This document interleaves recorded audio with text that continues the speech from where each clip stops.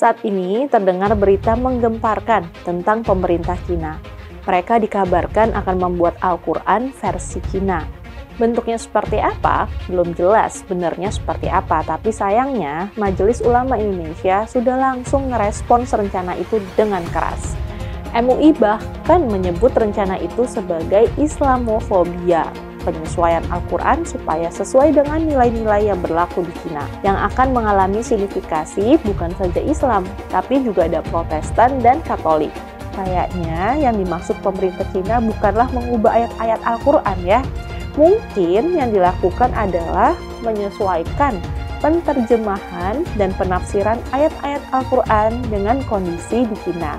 Itu sebenarnya hal yang biasa sekali dilakukan. Di Indonesia kan juga gitu, karena bahasa Al-Quran itu kan rumit dan gak sederhana. Satu kata bisa diterjemahkan dalam banyak cara. Misalnya aja nih, tentang kafir. Saya bukan ahli dalam bahasa Arab ya, tapi kalau saya baca rujukan ketika browsing di internet, saya menemukan kata kafir itu bisa diartikan dengan banyak cara. Kafir bisa berarti penutup, kulit kurma, baju besi, petani, atau juga tempat persembunyian. Karena itu, terjemahan Al-Quran bisa saja berbeda-beda antara satu wilayah dengan wilayah lainnya. Apalagi penafsirannya. Di dalam kitab Al-Quran di Indonesia, kita biasa membaca ada tafsiran di bagian catatan kaki terhadap ayat tertentu. Nah, tafsiran ayat pun di Indonesia bisa beragam antara satu penerbit dengan penerbit lainnya. Nggak bisa disebut yang satu lebih benar dari yang lainnya. Karena itu, apa yang dilakukan pemerintah Cina sangat mungkin adalah bukan mengubah ayat Al-Quran, tapi menyesuaikan terjemahan dan penafsirannya sesuai dengan kondisi di negara Cina dan ajaran Konghucu. Upaya Menteri Agama untuk mempermudah proses pendirian rumah ibadah dengan menghapus rekomendasi dari Forum Kerukunan Umat Beragama atau FKUB menuai penolakan dari beberapa tokoh. Tokoh-tokoh dari Majelis Ulama Indonesia atau MUI dan Partai Keadilan Sejahtera atau PKS menyatakan penolakannya terhadap rencana kebijakan Menteri Agama tersebut. Saya hanya mengingatkan pada para tokoh MUI dan PKS yang menolak itu bahwa pengekangan kebebasan beribadah terhadap warga minoritas di negeri ini dengan berlandaskan pada aturan-aturan yang jelimet seperti rekomendasi FKUB itu real adanya, nyata adanya. Bahkan bukan hanya warga minoritas non-muslim yang merasakan dampak dari aturan tersebut, tapi juga warga minoritas muslim yang dia berasal dari organisasi, mazhab, atau aliran minoritas pun terkena dampak. Saya punya mimpi yang tidak terlalu besar, tapi yang paling penting adalah bangun dari mimpi itu dan melaksanakannya. Jadi saya bermimpi bahwa tata negara yang bernama Indonesia ini, yang memiliki ciri kodrati keberagaman, kebinekaan, ya pluralitas dan seterusnya gitu ya. Ini membangun sebuah kemerdekaan bagi seluruh warganya supaya mereka bisa beribadah sesuai dengan keyakinannya. Dengan ini menyatakan menolak pemberian izin, rekomendasi, dan pembangunan sarana ibadah non-muslim di wilayah Sindang Jaya. Terima kasih. Assalamualaikum warahmatullahi wabarakatuh. GKJ Bandung berdiri dari tahun 1926 sampai hari 97 tahun. 97 tahun, berarti bisa dikatakan GKJ lebih tua daripada kemerdekaan Republik Indonesia. Itu dia. Tapi yang aneh itu, dulu sebelum merdeka bisa mendirikan gereja. Nah setelah merdeka, lah kok susah mendirikan gereja. Setidaknya 200 gereja disegel dan ditolak dalam 10 tahun terakhir. Dan yang terbaru adalah pelarangan kegiatan ibadah yang terjadi di daerah Padang. Dan itu belum termasuk pelarangan kegiatan ibadah yang belum sempat viral ataupun diketahui oleh semua orang. Pertanyaannya, bukankah di Undang-Undang Pasal 29 tahun 1945 mengatur tentang negara yang menjamin kemerdekaan penduduknya untuk memeluk dan beribadat menurut agama dan kepercayaannya masing-masing? Lantas kenapa kami mendapat perlakuan yang berbeda? Kalian harus konfirmasi juga dengan RT RW di sini kegiatan ini. Karena memang ini beda. Mari kalau masalah ibadah ini seperti ibadah ini, kan bisa konfirmasikan panggil punya yang kontrakan. Dek, begini tolong hentikan. Tapi kalau Umay Hakim sendiri seperti ini, suka aku rumahku. Ya memang betul suka-suka. Saya cuma pecahkan kaca rumah saya loh. Bisa kan? Kenapa tadi mau pecah kaca? Jangan itu borok nanti. Jangan begitu. Borok nanti banyak jangan kau betul-betul. Saya nggak mau ibadah, mau nggak? Borok kau nanti. Borok nanti. Apa emang? Siapa yang nggak boleh saya pegang? Siapa yang nggak boleh? Borok kalian itu semua jadi. Sabar. Abang, gini. Tidak serahkan masalah itu semua panuran kau. Depannya masa panuran ini mampu kalian semua. Tahu? Yang buat gawat tenang-tenang tidur kita di sini, sampai di sini kita nahan-nahan. Makanya tadi waktu itu menyuruh kita di atas itu supaya mereka disuruh pulang ini. Pak, bantu ibadah kami, Pak.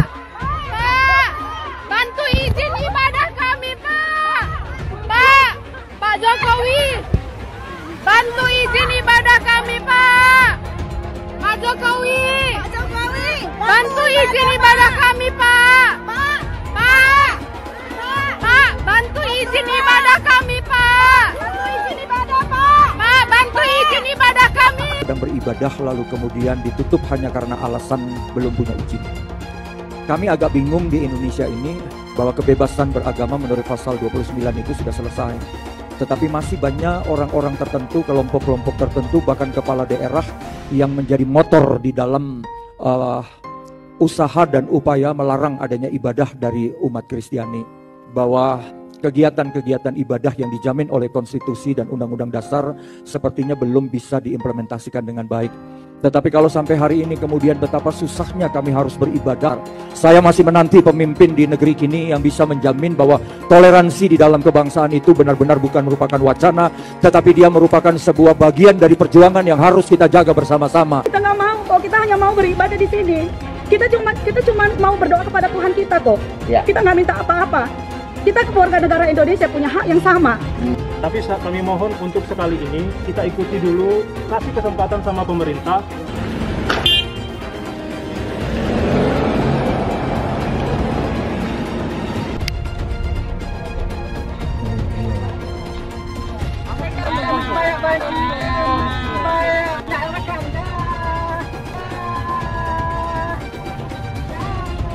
Dari dulu saya sudah mengingatkan kalau MUI bisa jadi sarang sebenarnya dari kelompok radikal.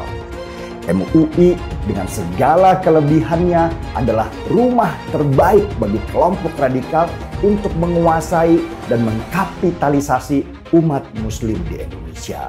Inilah kelicikan yang membawa nama agama. Setiap tahun ada saja kontroversi yang mereka keluarkan yang tidak membawa kesejukan dalam bernegara. Saya sendiri nggak tahu gunanya MUI itu apa. Ngeri memang MUI ini. Dengan label ulama, mereka menguasai penuh fatwa untuk umat Islam di Indonesia. Selain itu, selama bertahun-tahun mereka menguasai sertifikat halal di Indonesia dengan konsumen jutaan produk dan dananya tidak teraudit. Halo para elit MUI. Jangan kira kalian bisa berlindung di balik label ulama. MUI pada dasarnya adalah sebuah LSM. Walaupun tidak memiliki otoritas yang resmi, sayangnya MUI kelihatan abai dalam hal menjaga keharmonisan hubungan antar umat atau antar aliran. Sering terdengar berbagai bentuk penolakan dan kekerasan dilakukan terhadap hak beribadah umat Kristen. Walaupun bukan sebuah lembaga negara atau otoritas resmi, MUI ini adalah lembaga yang didengar pendapatnya oleh umat Islam.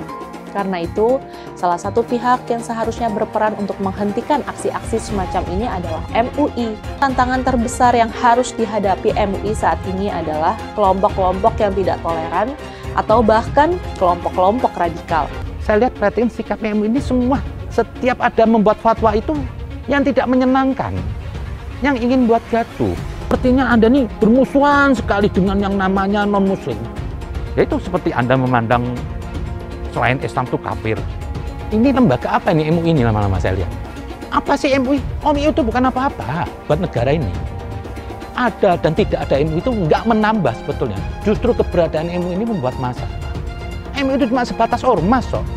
Ini semua muslim loh, mayoritas ini yang menolak MUI, termasuk saya menolak MUI. Justru Anda membuat onar. Rakyat se-Indonesia termasuk saya ingin MUI dibubarkan.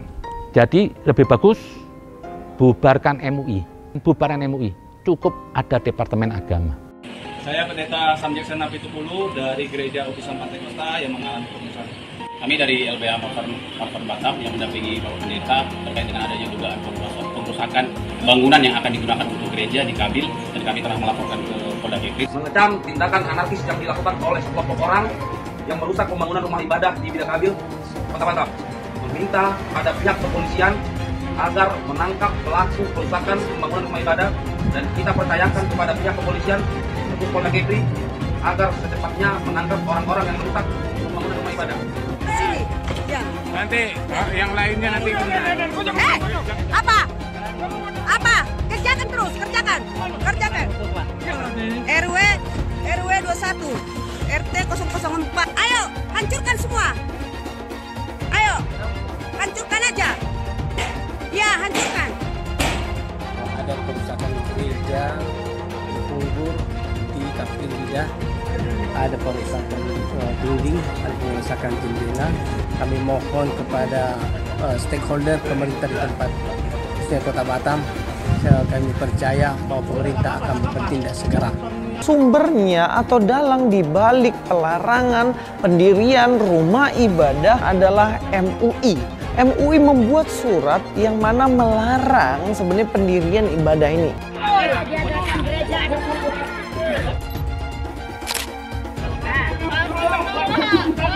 Tak boleh, nggak ada orang gereja di sini. Tak boleh. Oh, tak boleh. Bukan tempat orang tahu gereja di sini.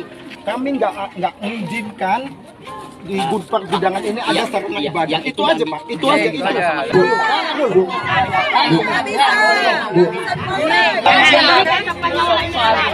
Tak boleh.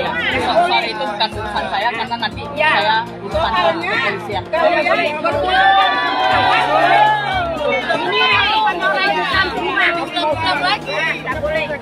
Pelarangan rumah ibadah terus berlangsung, dan ini akan terus terjadi kalau dibiarkan.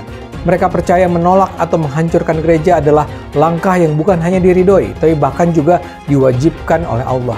Karena mereka percaya dengan ayat-ayat Al-Quran yang menurut mereka memerintahkan umat Islam untuk memerangi kaum kafir. Ayat-ayat memerangi kaum kafir itu memang ada dalam Al-Quran, tapi makna kafir di sana tidak pernah berarti semua orang non-Muslim. Karena itu sungguh mengherankan bahwa MUI merasa tidak perlu bersikap soal pelarangan gereja ini. Pendiaman ini menyebabkan serangan terhadap umat Kristen terus berlangsung. Bila MUI terus membiarkan kejahatan ini terus terjadi, nama Islam akan terjerumus ke dalam lembah kehinaan. Bahkan lebih dari itu, bila MUI bungkam, MUI sebenarnya sedang membiarkan para pelaku penyerangan dan perusakan itu berada di jalan yang sesat. Akibatnya Islam nampak sebagai sebuah agama yang penuh kebencian, permusuhan, dan sama sekali tidak bisa disebut sebagai agama damai.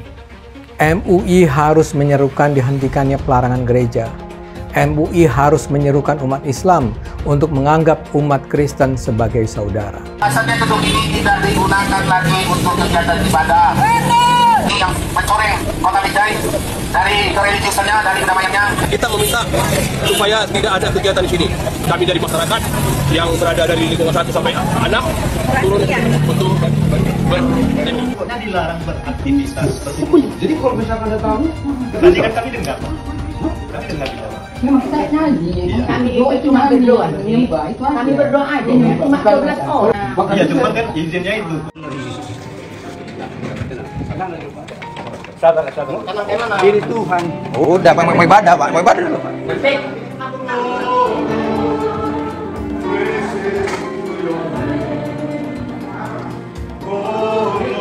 Poin penting di SKB 2 Menteri ini yang perlu kita ketahui bersama.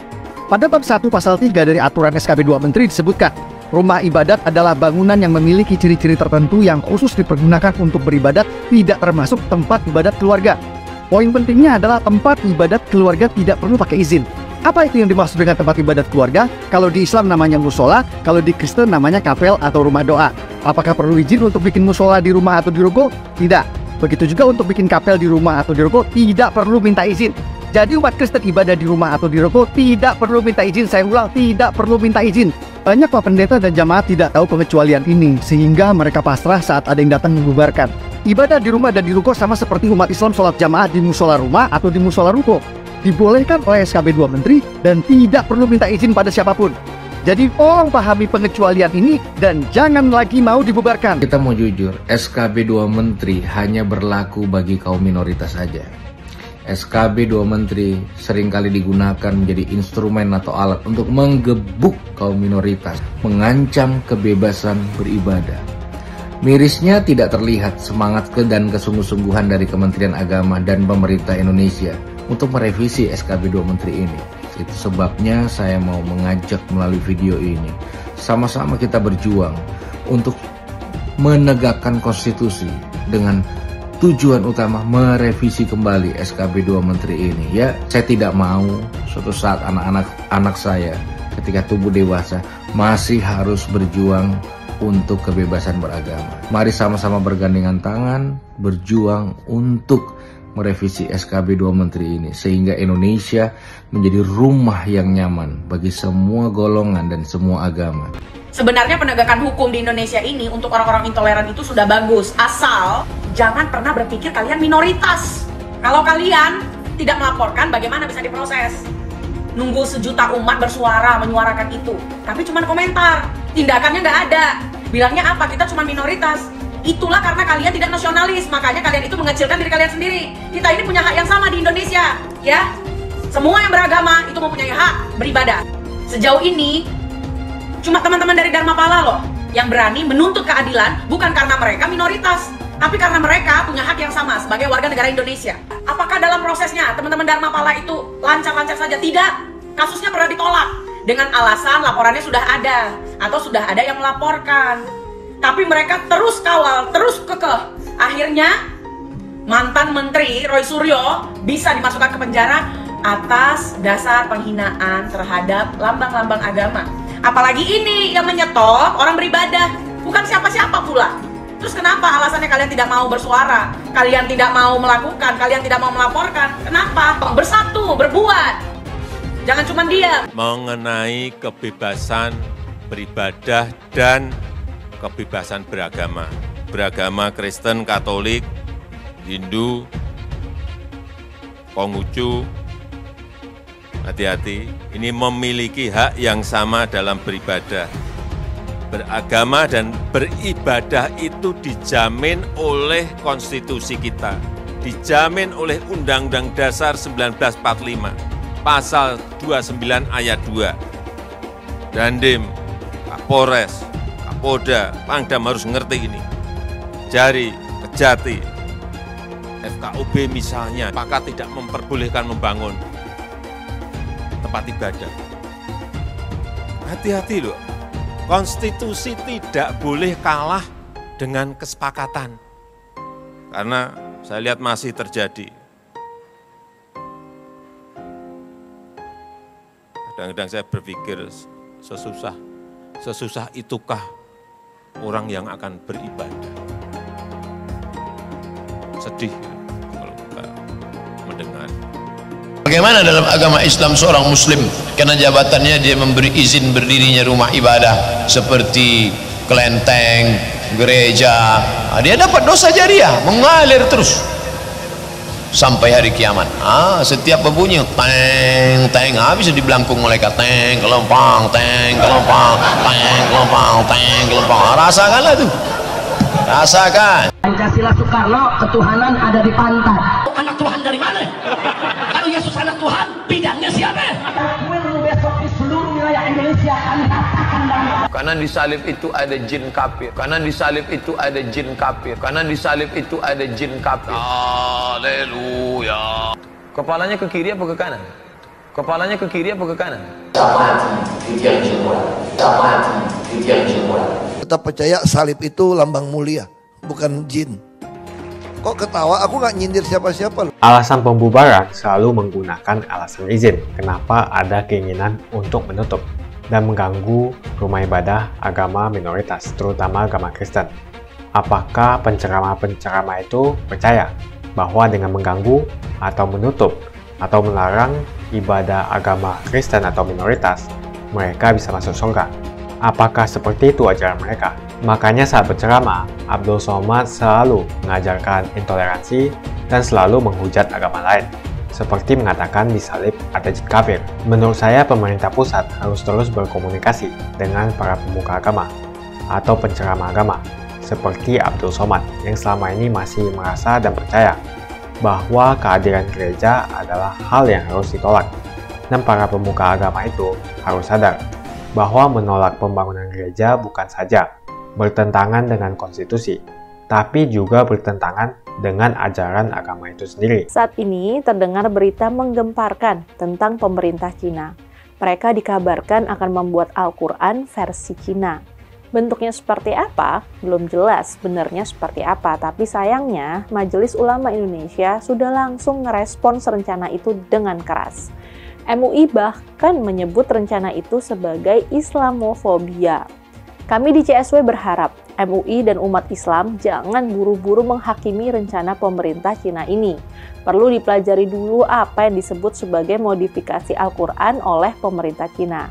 Pernyataan pemerintah Cina seperti yang diberitakan media belum jelas benar juga. Wakil Ketua Dewan Pertimbangan Majelis Ulama Indonesia, Kiai Haji Muhyiddin Junaidi, mengecam keras rencana pemerintah Cina dan meminta masyarakat Muslim menolaknya. Dia menjelaskan bahwa Al-Quran adalah kitab suci kalamullah yang pasti tak bisa disamakan dengan produk manusia dimanapun di dunia. Karena itu, upaya yang akan dilakukan pemerintah Cina merupakan penyelewengan terhadap kesucian Al-Quran. Kita tentu tahu, Islam sebenarnya pernah diterima sebagai ajaran dominan di sejumlah daerah di Cina di masa lalu. Di daerah-daerah itu, Islam bisa masuk di masa lalu dan diterima masyarakat karena mengalami penyesuaian dengan ajaran Konghucu. Sekarang, teks-teks kuno itu digunakan untuk melakukan proses sinifikasi. Rencana ini nih sudah dimulai sejak 2018 sama Institut Pusat Sosialisme Cina yang akan mengalami sinifikasi bukan saja Islam, tapi juga ada Protestan dan Katolik. Khusus untuk Islam, mereka merujuk pada kumpulan teks Islam dari era dinasti Qing yang biasa dikenal sebagai Kitab Han. Yang diberitakan nih adalah pemerintah Cina merancang proyek 5 tahun untuk melakukan penyesuaian Al-Quran supaya sesuai dengan nilai-nilai yang berlaku di Cina. Istilah yang digunakan adalah melakukan sinifikasi atau pencinaan ajaran Islam yang dimuat dalam Al-Quran. Jadi akan ada upaya menerjemahkan Al-Quran ke bahasa Mandarin dengan memadukan nilai-nilai Islam dan Konghucu. MUI seperti dikatakan tadi menentang keras apa yang dilakukan pemerintahan Cina. Kiai Haji Muhyiddin Junaidi bahkan menuduh rencana itu sebagai bagian dari kampanye terselubung penyebaran paham pluralisme dan liberalisme di dunia global. Dia juga menegaskan manusia nggak berhak menggabungkan satu agama dengan agama lain, walaupun itu tidak didasarkan asas toleransi atau perdamaian. Menurutnya, ini nggak dapat diperdebatkan dan tidak dapat dinegosiasikan. Karena itu, umat Islam dunia harus bersuara tegas menolak rencana Cina itu. Dalam pandangan kami di CSW, MUI harusnya bersikap bijaksana. Kayaknya yang dimaksud pemerintah Cina bukanlah mengubah ayat-ayat Al-Quran ya. Mungkin yang dilakukan adalah menyesuaikan penterjemahan dan penafsiran ayat-ayat Al-Quran dengan kondisi di Cina. Itu sebenarnya hal yang biasa sekali dilakukan. Di Indonesia kan juga gitu. Tentu saja, kalau ada sinifikasi yang dimaksud pemerintah Cina adalah mengubah ayat-ayat Al-Quran, ya itu tentu bermasalah. Bukan hanya umat Islam di Cina yang akan menolak, tapi umat Islam di seluruh dunia pun pasti akan protes. Bahkan saat mungkin terjadi kerusuhan anti pemerintah Cina di mana-mana. Atau yang lebih parah lagi nih, sangat mungkin menciptakan aksi anti warga Tionghoa termasuk di Indonesia. Al-Quran versi Indonesia akan sama dengan Al-Quran di negara manapun. Gak ada ayat yang berbeda. Tapi penerjemahannya bisa berbeda antara satu negara dan negara lainnya. Ini kenapa bisa terjadi? Karena bahasa Al-Quran itu kan rumit dan gak sederhana. Satu kata bisa diterjemahkan dalam banyak cara. Misalnya aja nih, tentang kafir. Saya bukan ahli dalam bahasa Arab ya, tapi kalau saya baca rujukan ketika browsing di internet, saya menemukan kata kafir itu bisa diartikan dengan banyak cara. Kafir bisa berarti penutup, kulit kurma, baju besi, petani, atau juga tempat persembunyian. Di tanah Jawa saja dulu, Islam masuk dengan penyesuaian dengan nilai-nilai Jawa. Itu yang menyebabkan Islam Jawa beda dengan Islam Sumatera. Misalnya ya, sekarang ini kita semua belum tahu apa yang sedang dirancang pemerintah Cina. Jadi baiknya dipelajari dulu sebelum kita menyimpulkan bahwa ini adalah sebuah Islamofobia atau penyelewengan ajaran Islam. Jangan sampai umat Islam di Indonesia terprovokasi untuk membenci pemerintah Cina. Kita sabar dulu ya.